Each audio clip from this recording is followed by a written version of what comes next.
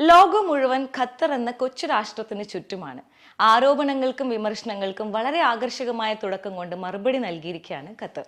ഉദ്ഘാടന വേദിയിൽ Hollywood actor Morgan ഫ്രീമാനും അറബ് വംശജനും ഭിന്നശേഷിക്കാരനുമായ ഗാനിം അൽ മുഫ്തയും സാഹോദര്യത്തിന്റെയും ഐക്യത്തിന്റെയും സന്ദേശം വിളിച്ചോതിയ കാഴ്ച ഓരോ കാണികൾക്കും ഹൃദയസ്പർശിയായിരുന്നു.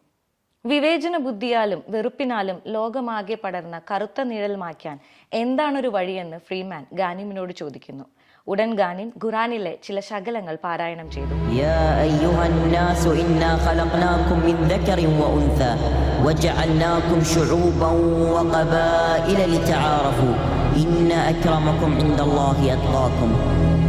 തീർച്ചയായും മനുഷ്യരെ, നിങ്ങളെ ഞാൻ ഒരാണിൽ നിന്നും പെണ്ണിൽ നിന്നുമാണ് സൃഷ്ടിച്ചത്. വ്യത്യസ്ത വിഭാഗക്കാരും ഗോത്രക്കാരുമാക്കിയത് പരസ്പരം അറിയാനും പഠിക്കാനുമാണ്. ദൈവത്തിനു മുന്നിൽ ശ്രേഷ്ഠർ ഭയഭക്തിയുള്ളവരാണ് എന്നർത്ഥം വരുന്ന ഖുറാൻ വാക്യം പാരായണം ചെയ്തുകൊണ്ട് സ്നേഹത്തിന്റെയും സാഹോദര്യത്തിന്റെയും ഒറ്റക്കൂരയാണിതെന്ന് അൽ ബൈത്ത് സ്റ്റേഡിയത്തിനെ ചൂണ്ടിക്കൊണ്ട് അദ്ദേഹം പറഞ്ഞു. പച്ച മനുഷ്യരാണ് എല്ലാവരും.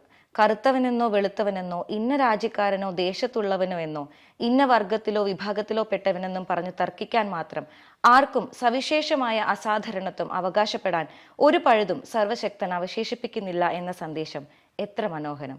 വിവേചിത സമൂഹങ്ങളെയും അടിച്ചമർത്തപ്പെട്ടവരെയും മോചിപ്പിക്കാനുള്ള പോരാട്ടത്തിന് ഖത്തർ ലോകകപ്പ് ഉദ്ഘാടന വേദിയിലെ ഈ രംഗം കരുത്തു പകരുന്നു.